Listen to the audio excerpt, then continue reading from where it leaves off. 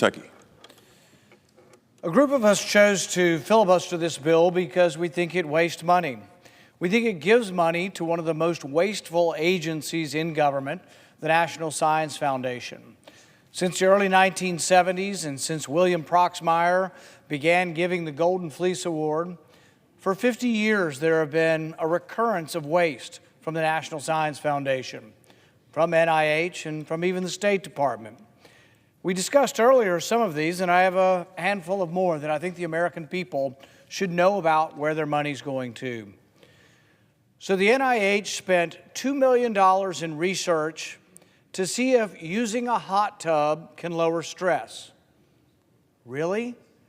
I think we probably could have just agreed to that. But no, we had to spend $2 million to study if you're soaking in a hot tub, whether that helps to relieve your stress.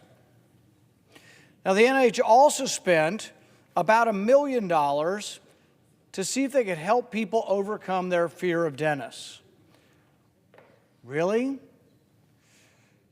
NIH spent almost $7 million of cancer research money to create an automatically flushing smart toilet. That's right, $7 million for an automatically flushing toilet. And here's the bonus. The toilet will actually take pictures of your derriere from the inside of the toilet bowl, should you wish to have those for posterity. $7 million for a smart toilet. How does this go on and nobody does anything? You know what we do? We flush more money down this smart toilet. We give them more money and nobody bats an eye. This is the problem of government.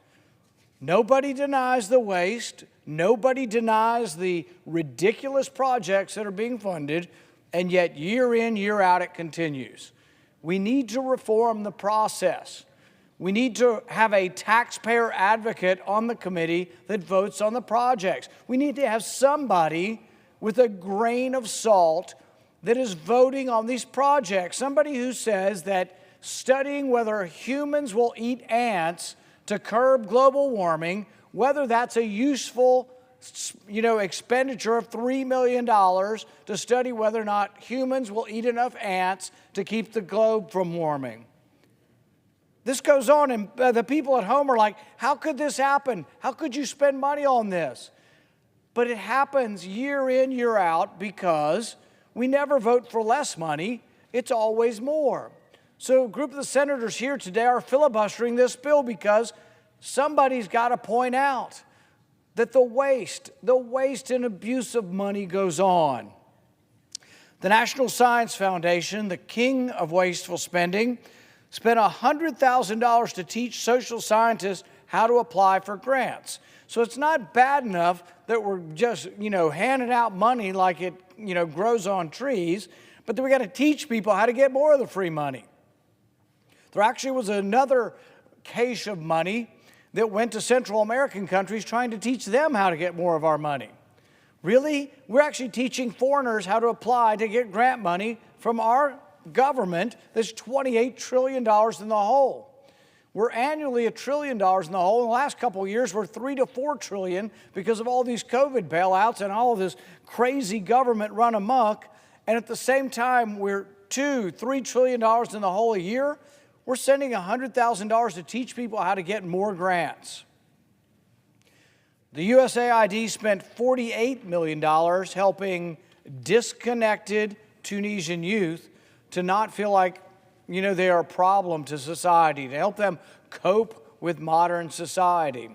Well, look, coping's not easy for young people anywhere around the world, but I guarantee $48 million that we don't have, that we have to borrow from China to send to Tunisia, is not a good expenditure of money, probably helped no one, probably enriched some contractor somewhere. Somebody steals some off the top. There's always a little skimming operation. It was once estimated that as much as half to 70% of foreign aid was skimmed off the top, either by corrupt dictators in the countries receiving the money or simply by graft throughout the government in these countries that we send the money to. Often the foreign aid money was going to countries with people who had had dictators for 20, 30, 40 years, and we were giving money to dictators. National Science Foundation spent $4.6 million to study the connection between getting drunk and falling down. Now, you'd think that would be obvious. You get drunk, you fall down. But no, we had to go ahead and study whether getting drunk and falling down was something that happens. We spent $4 million just if you get drunk, will you fall down? This is insane. Not one person, a few of us, but not a majority will stand up and say enough's enough. The NSF needs less money, not more. The NIH spent $36 million to research why stress makes hair turn gray. I'm at the age, I need to know that one. I mean, why does stress make your hair turn gray? Really? Nobody would pay for this. If we got 100 assembled Americans and said, vote on whether or not you should spend $36 million studying why your hair turns gray, not one rational, common sense American would vote for this. And yet this Congress is going to increase the budget of the National Science Foundation by 68%. The National Science Foundation spent $2.5 million to research the effects of daydreaming.